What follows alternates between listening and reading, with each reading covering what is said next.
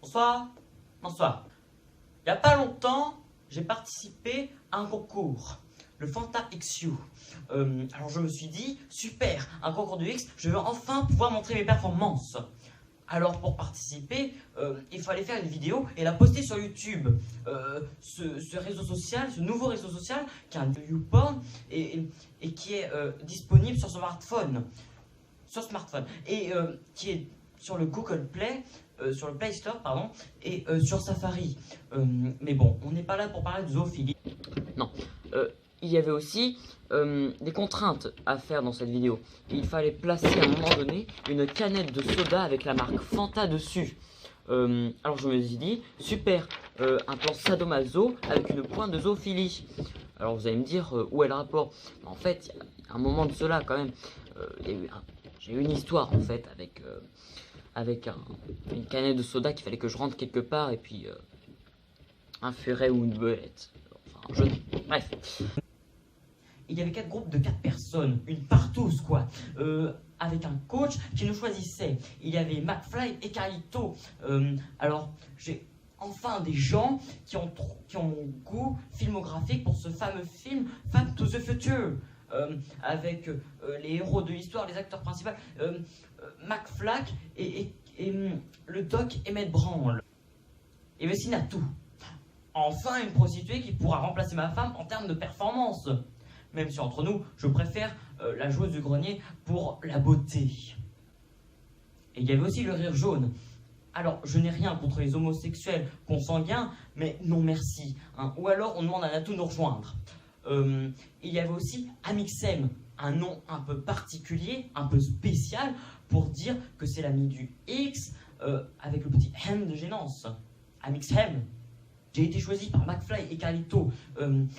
Dans l'équipe, il y avait Vanessa Gnocchi, un nom un peu long pour dire qu'elle en mange tous les soirs.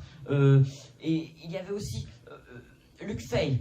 Alors lui, son truc, forcément, c'était plus les fellations, vous voyez. Et il y avait aussi Médiluge. Alors, Médiluge, lui, son truc, c'était plus de glisser sur la neige. Je laisse un petit temps de réflexion. Une fois sélectionnés, nous sommes allés dans une maison close, grande et spacieuse, un peu à la manière de Secret Story. Sauf que là, tout le monde connaissait ton secret. Il fallait aussi faire une pub pornographique et la montrer devant un jury. Alors, j'ai sorti mon Kamasutra et j'ai décidé de faire le missionnaire. Même si entre nous, en termes de beauté et d'élégance, je préfère faire le papillon. Ou alors... la cuillère, simple mais efficace. Mais je ne comprends pas.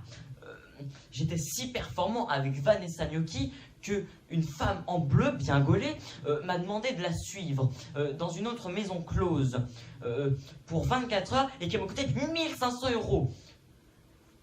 Elle m'a dit que j'avais le droit de garder le silence. Et moi, je lui avais dit qu'elle avait le droit de fermer sa gueule. C'est là où le plan sadomaso commençait. Elle a commencé en me mettant les menottes. Je lui ai dit que ce n'est pas trop mon truc. Ensuite, je me suis déshabillé entièrement nu pour aller plus vite. Elle m'a demandé de me retourner et de mettre mes mains sur le mur. Alors, tiens, une position que je ne connaissais pas et qui n'était même pas dans le Kamasutra. J'ai vérifié. Et c'est là qu'elle a commencé à mettre son index dans un endroit qui m'appartenait. Surpris, je me suis brusquement retourné. Et malheur, j'avais cassé son doigt. J'étais gêné. Alors, pour m'excuser, je lui ai donné un gros pourboire. Et elle a refusé. Non, elle a refusé, elle a continué à faire son travail. Alors, elle a sorti un gros sextoy rétractable et a commencé à me frapper dessus. Ensuite, elle a appelé des renforts avec tous des baraquets, avec tous des sextoys rétractables, des godemichères rétractables à la ceinture, une paire de menottes dans une main et dans l'autre un vibromasseur. Avec eux, il y avait un petit moustachu. Et j'ai dit que je ne payerais pas pour lui. Et ensuite, ils m'ont enfermé dans une cage. Et à l'intérieur de cette cage, il y avait quelqu'un d'autre avec moi qui voulait fortement procréer, copuler avec le petit moustachu. Il n'arrêtait pas de dire « je vais te défoncer ». Mais bon, alors à cette personne, je lui ai répliqué que mon père disait disait une phrase très souvent. Il disait au nom du Père et du Fils et du Saint-Esprit, je vous pénètre car les voies du Seigneur sont impénétrables.